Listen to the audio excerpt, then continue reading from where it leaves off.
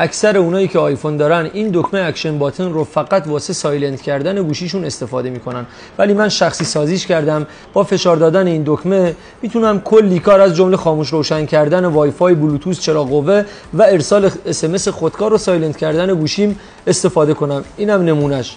چراغ قوه رو روشن میکنه، دوباره میزنم خاموشش میکنه. پست رو لایک کن و سیوش کن تا بریم بهت بگم چطور فعالش کنیم. واسه ساخت همچین شورتکات خفنی باید بیاین تو برنامه شورتکات، یه صفحه بیاین عقب‌تر، یه پوشه درست کنین به اسم اکشن باتن.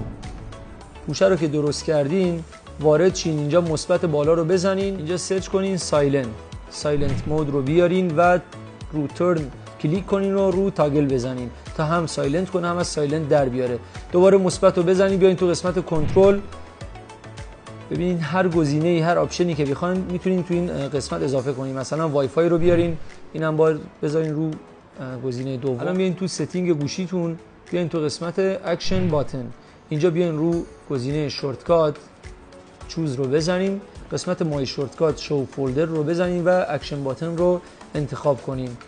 دیگه با زدن این دکمه این منو براتون باز میشه که هر کاری که بخواید میتونین باهاش انجام بدین.